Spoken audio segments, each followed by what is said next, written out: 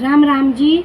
आप सभी के सामने शिव पुराण का अध्याय 23 सुनाने जा रही हूँ। अध्याय का नाम है नारद जी का शिव तीर्थों में भषण, शिव गणों को शपोद्वार की बात बताना तथा ब्रह्मलोक में जाकर ब्रह्मा जी से शिव तत्व के विषय में प्रश्न करना। सुत जी कहते हैं, महर्षि भगवान श्री हरि के अंतर्ध्यान हो जाने पर मुनि श्रेष्ठ नारद शिवलिंगों का भक्तिपूर्वक दर्शन करते हुए पृथ्वी पर विचलन करने लगे। ब्राह्मणों भूमंडल पर घूम फिरकर उन्होंने भोग और मोक्ष देने वाले बहुत से शिवलिंगों का प्रेम पूर्वक दर्शन किया। दिव्य दशी नारद जी भूतल के तीर्थों में विचार करते हैं और इस समय उनका चित्त शुद्ध है। यदि जानकर वह दोनों शिवगण उनके पास गए, वह उनके दिए हुए श्राप से उद्धार की इच्छा रखकर वहां गए थे। उन्होंने आदर पूर्वक मुनि के दोनों पैर पकड़ लिए और मस्तक झुकाकर भली भांति प्रणाम करके शीघ्र ही इस प्रकार कहा। शिवगण बोले, ब्राह्मण हम दोनों शिव के गण हैं। मुने, हमने ही आपका अपराध किया है।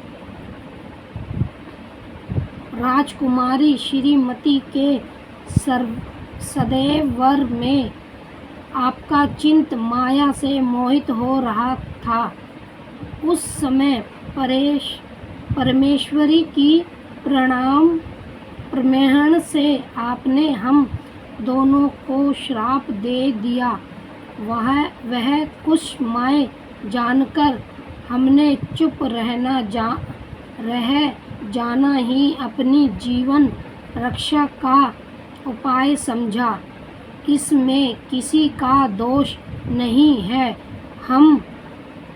हमें अपने कर्म का ही फल प्राप्त हुआ है। प्रभु, अब आप प्रसन्न होइए और हम दोनों पर अनुग्रह कीजिए। नारद जी ने कहा, आप दोनों महादेव जी के गण हैं और सत्य पुरुषों के लिए परम सम्मानित है। अतः मेरे मोहिनी रित एवं सुखदायक अर्थात वचन को सुनिए। पहले निश्चय ही मेरी बुद्धि भ्रष्ट हो गई थी, बिगड़ गई थी और मैं सर्वथा मोह के वशीभूत हो गया था। इसीलिए आप दोनों को मैंने श्राप दे दिया। शिवगणों, मैंने जो कुछ कहा है वह वैसा ही होगा। तथापि मेरी बात सुनिए। मैं आपके लिए शपोद्वार की बात बता रहा हूँ। आप लोग आज मेरे अपराध को क्षमा कर दे। मुनिवर, विश्वास के विग्रह से जन्म ग्रहण करके आप संपूर्ण दिशाओं में प्रसिद्ध कुंभकर्ण, रावण, रक्षः संजय का पद प्राप्त करेंगे और बलवान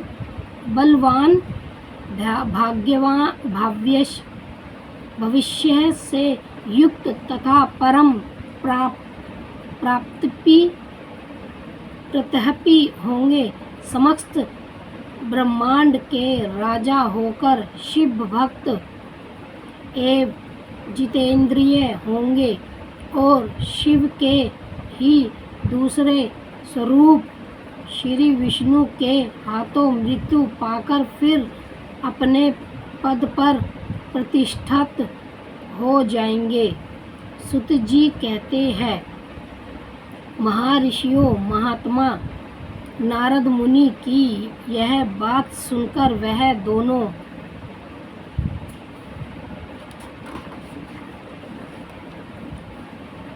शिवगण प्रसन्न हो सान्तंत अपने सनातन स्थान को लौट गए। श्री नारद जी भी अत्यंत आनंदित हो अत्यंत भाव से भगवान शिव का ध्यान तथा शिव तीर्थों का दर्शन करते हुए बारंबार भूमंडल में विचरण करने लगे। अंत में वह सबके ऊपर विराजमान शिवप्रिय काशीपुरी में गए, जो शिव स्वरूप प्रमाणी एवं शिव को सुख देने वाली है। काशीपुरी का दर्शन करके नारद जी कृतार्थ हो गए। उन्होंने भगवान काशीनाथ का दर्शन किया और परम प्रेम एवं परमानंद आनंद से युक्त हो उनकी पूजा की। काशी का सानंद सेवन करके एवं मुनि श्रेष्ठ कृतज्ञता का अनुभव करने लगे और प्रेम से विलय हो उनका नमन वर्णन तथा सिमरण करते हुए ब्रह्मलोक को गए। निरंतर शिव का सिमरन करने से उनकी बुद्धि शुद्ध हो गई थी। वह वहां पहुंचकर शिव तत्व का शिवशोष स्वरूप से ज्ञान प्राप्त करने की इच्छा से नारद जी ने ब्रह्मा जी को भक्तिपूर्वक नमस्कार किया और नाना प्रकार के स्तोत्र द्वारा उनकी स्तुति करके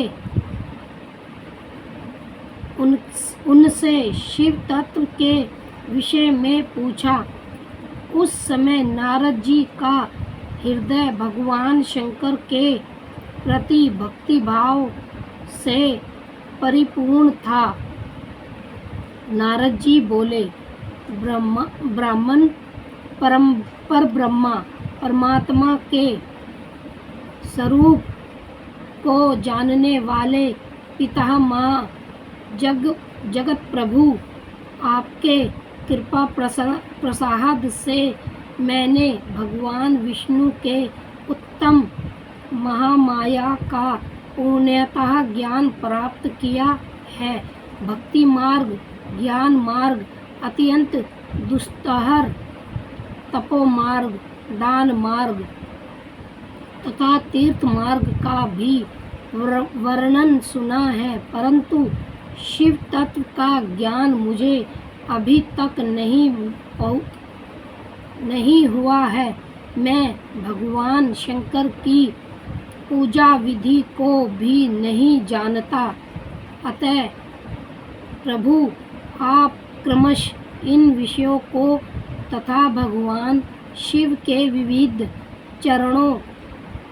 चरित्रों को तथा उनके स्वरूप तत्व प्रकट विवाह अगृहस्थ धर्म सब मुझे बताइए। निष्पाप पितामह, यह सब बातें तथा और भी जो अवश्य चाहिए बातें हो उन सब का सबको वर्णन करना चाहिए। प्रजानाथ शिव और शिवा के आविर्भाव एवं विवाह का प्रसंग सुनाइए, रूप से कहिए तथा प्रतिग्रह के जन्म की कथा भी मुझे सुनाइए। प्रभु, पहले बहुत लोगों से मैंने यह बातें सुनी हैं, किंतु तृप्त नहीं हो सका हूँ, इसीलिए आपकी शरण में आया हूँ। आप मुझ पर कृपा कीजिए। आपके पुत्र नारद जी की यह बात सुनकर